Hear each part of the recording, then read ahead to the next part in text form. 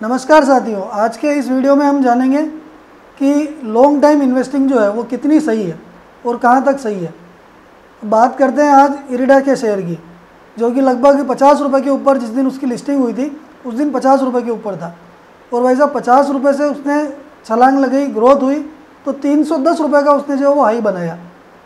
अब हाई बनाने के बाद में ये हुआ कि देखो, मेरे मिलने वाले ने किसी ने मेरे से पूछा कि इस शेयर में क्या करना चाहिए, तो मैंने उनको बोला कि यार देखो, मेरा नज़रिया तो इसमें क्या है कि 195 यानी कि 195 रुपये का है कि 195 रुपये पे ये शेयर आएगा। तो उन्होंने कहा यार ऐसा नहीं हो सकता, लेकिन शेयर 300 रुपये, 310 का हाई मारा, 300 रुपये पे आया और उसके बाद में 270 रुपये पे वो आ गया, तो उन्होंने वहाँ पे एग्ज़िट मार दिया। और उसके बाद में इरिडा का शेयर जो वो आज तक ऊपर नहीं जा पाया है। और अभी जो उसकी करंट प्राइस, मार्केट प्राइस जो चल रही है, जिस पे क्लोजिंग हुई है, वो 144 रुपये। तो सोचने वाली बात है कि जिस दिन वो 300 रुपये के अराउंड चल रहा था, 310 रुपये, 300 रुपये, 290 रुपये के लगभग चल रहा था, उस समय उसका 4 दिन के अंदर जो वॉल्यूम था वो 600 मिलियन का वॉल्यूम था। और 1 मिलियन में होते हैं 10 लाख, तो यानी कि 600 मिलियन की शेयर ट्रेड हुई। और उसके बाद में वो शेयर आज दिन तक कभी ऊपर नहीं आया। मैं आपको उसकी डेट भी बता देता हूँ कि उसकी डेट कितनी है। तो देखो, इरिडा का जो शेयर है उसने हाई मारा था 15 जुलाई 2024 को 310 रुपये का, और लिस्टिंग डेट थी उसकी 29/11/2023।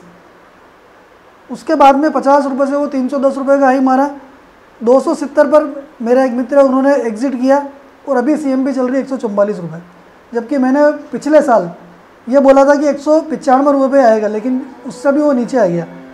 तो अब इरिडा के जो शेयर है उसके अंदर मेरा नज़रिया क्या है, मेरा नज़रिया उसके अंदर है 120 रुपये का, यानी कि 120 रुपये तक वो शेयर नीचे डाउन साइड में आना चाहिए। डाउन साइड का टारगेट 120 रुपये का है। 120 रुपये आने के बाद में अगर वो सस्टेन करता है तो ठीक है, और अगर सस्टेन नहीं करता है तो वो शेयर भाई साहब आ जाना चाहिए आपका 85 रुपीज़ तक, यानी कि 85 रुपये तक उस शेयर के आने की संभावना बन जाएगी, अगर वो 120 रुपये पे सस्टेन नहीं करता है तो। जबकि कंपनी की ROCE जो है वो 10% है और ROE जो 18% है, ठीक है जी। और बुक वैल्यू जो है वो 38 रुपये के आसपास है।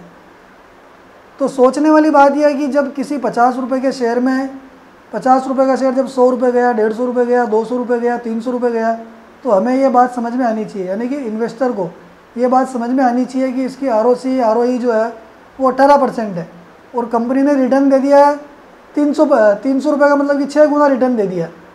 तो उस समय हमें लॉन्ग टाइम इन्वेस्टर बनना है या नहीं बनना है।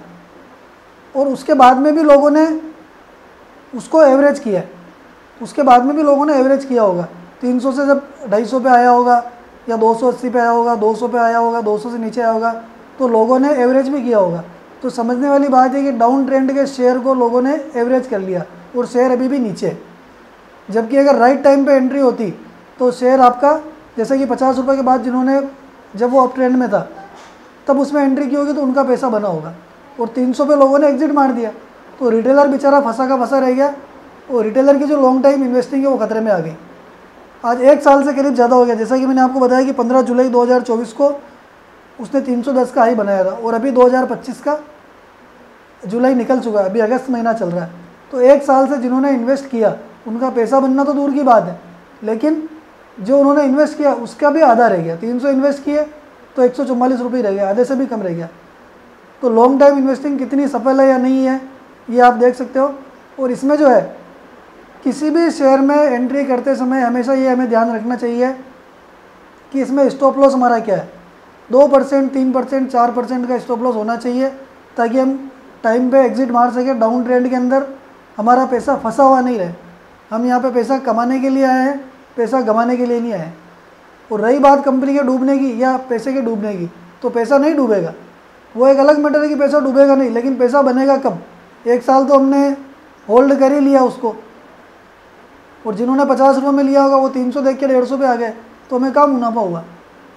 अब यहाँ से जब कंपनी 150 से 300 रुपये जब शेयर होगा, तो यहाँ से डबल होना उसको पड़ेगा, और जब तक वो डबल होगा तब तक तो जिसने 300 रुपये बाई किया वो ब्रेक इवन पे आएगा। तो लॉन्ग टाइम इन्वेस्टिंग करनी है, बनानी है, लेकिन एंट्री और एग्जिट टेक्निकल देख के करनी है कि ट्रेंड अगर अप हो तो ही अपने को एंट्री करनी है, और स्टॉप लॉस हमेशा रखना है। ये आपको वीडियो कैसा लगा कमेंट करके ज़रूर बताएं। जय हिंद, जय भारत, धन्यवाद।